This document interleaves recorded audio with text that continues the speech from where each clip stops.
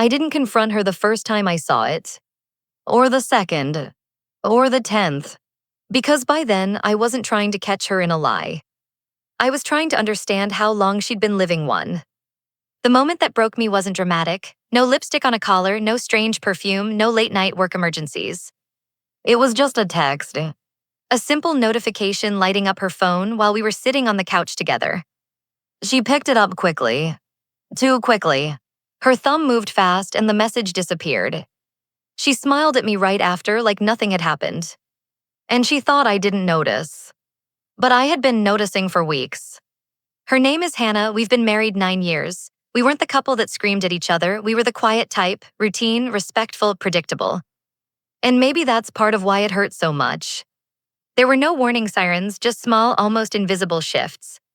She started bringing her phone into the bathroom. She turned the screen down when she put it on the table.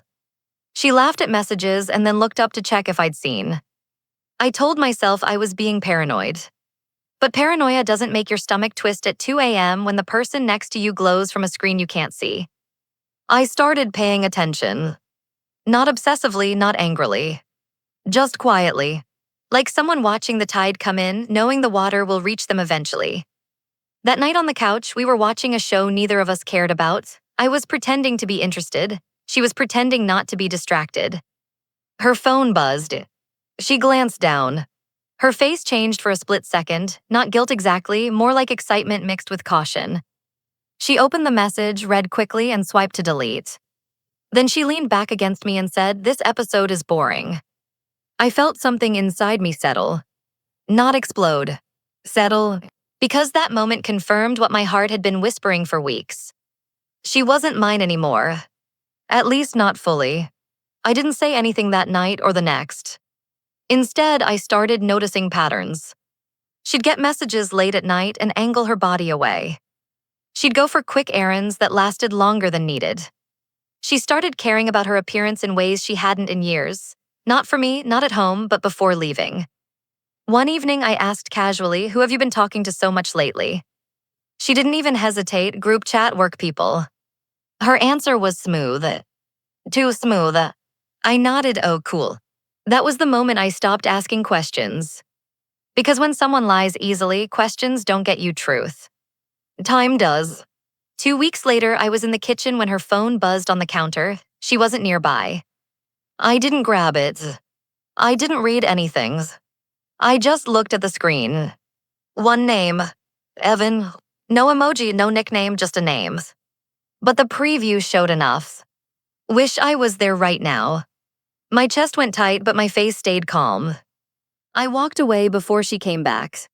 That night, I slept beside her, listening to her breathe, wondering when she started sharing parts of herself with someone else that used to belong to me. I still didn't confront her. I wanted to see how far it would go. Not to punish her, to understand the truth fully. Then came the night she deleted the text right in front of me. We were sitting close, my arm around her, her head on my shoulder. Her phone buzzed. She froze slightly before picking it up. Deleted. Smile. "That was just my sister," she said before I even asked. I nodded, but something inside me had already moved. I didn't feel angry. I felt finished. A few days later, I made dinner, her favorite, set the table, even opened a bottle of wine. She looked surprised. "What's all this for?" I smiled gently, just felt like it. We ate quietly, small talk, normal voices, a normal night. Then I said calmly, "You don't have to keep hiding it." She blinked. "Hiding what?" I held her eyes, him. Her fork stopped midair. "I've known for weeks," I continued softly. "I just needed to see how far you'd go." Tears filled her eyes instantly. "It's not what you think." I shook my head slightly. "It's exactly what I think." She started crying. I was confused. I didn't mean for it to. "That's the thing," I said quietly. "You meant it enough to hide it." Silence fell between us. The kind that ends things. "I never wanted to hurt you," she whispered. "I know," I said, "but you didn't want to lose him either." That hit. She covered her face. I stood up slowly and said the words I never imagined saying. "I can't compete with someone you hide." She looked up, panicked. "What are you saying?" I'm saying I've been watching you leave for weeks, I said. Tonight I'm just acknowledging it. I walked into the bedroom, grabbed a small bag I'd already packed days ago, and came back. She stood up shaking. Please don't go. I looked at her one last time. I didn't leave when I saw the first message, I said gently. I left when I saw how easily you erased it and smiled at me right after. And then I walked out. No yelling. No scene. Just the quiet sound of the door closing behind someone who finally accepted what he'd been watching all along.